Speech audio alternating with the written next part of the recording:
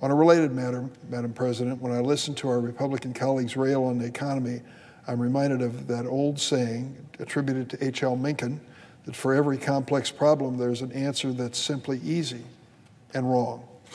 4 years ago, Republicans used the Senate's reconciliation rules to pass the Trump tax cuts. They didn't get a single Democratic vote. Why? Because those tax cuts benefited the wealthiest people in America and the most profitable corporations. So did it cost us anything? Did we make money on that as a nation? It cost us $1.9 trillion over 10 years. That was Republican reconciliation 4 years ago. That's more than President Biden is now proposing for his entire slate of programs to ease the financial squeeze on working families and create millions of good jobs and protect our nation from the dangers of climate change. All the wailing and gnashing of teeth we're hearing from Republicans about deficits and debt, where in the heck were they during the Trump years when the debt went up 36%? They were all voting for it. Of course, now that President Biden's on board, they're really deficit hawks. They've changed overnight. Well, we should have heard them during the Trump years if they are sincere and honest. Our Republican colleagues moan on and on about inflation. All Americans are concerned about that. The senator from Kentucky pointed out the reality. I filled my truck up with gas over the weekend. It is more expensive. What's causing all that? Well, part of it is we have no control over that price. The OPEC nations and others are determining what the price levels will be. And other things are part of it as well. Yes, heating bills are going to go up this winter. When I talk to the people in the natural gas industry, they talk about the problems that they had. When the economy slumped during the pandemic, the production of natural gas went down, the storage of it went down, and the price went up. And that's what we're paying for today. So the pandemic itself has had an impact on our economy, which we cannot and should not ignore. The pandemic closed down the global economy and sent demand for many products soaring. Getting back to normal is just going to take some time, and it will take thoughtful action, not political potshots. To our Republican friends, if you're really concerned about the economic strain on middle-class working families, you've got an opportunity to prove it this week. President Biden's Build Back Better agenda is moving forward. A vote to give 35 million families enhanced child tax credits will help them meet the cost of living. It'll save them hundreds, maybe thousands of dollars a year.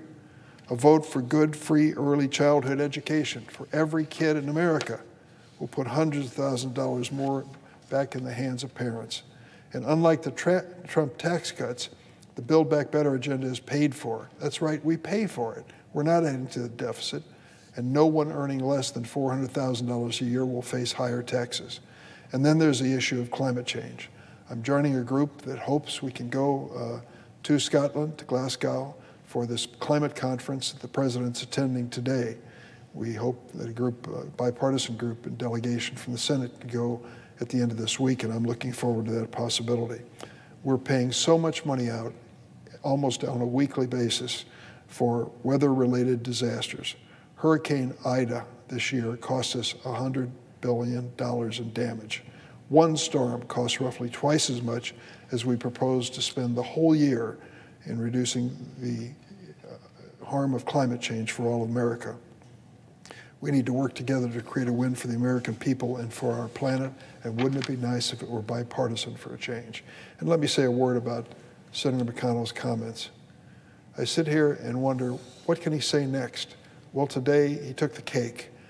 Apparently he was suggesting that we have a plan to give every undocumented person in America, was it $1 million or $500,000? It is laughable to hear that kind of suggestion. Remember when the caravans were bringing thousands and thousands and it didn't happen? Now there is some notion by the senator from Kentucky that Joe Biden has a plan to give every undocumented person $1 million. I mean, you would say to yourself, did you keep a straight face when you said that?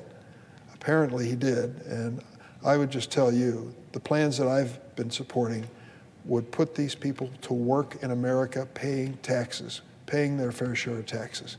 And that is important if we want to get this economy straight and get the workers that we need back on the job. So I would suggest to the senator from Kentucky, $1 million, an undocumented person in America. I think you've gone a little bit beyond the pale with that comment.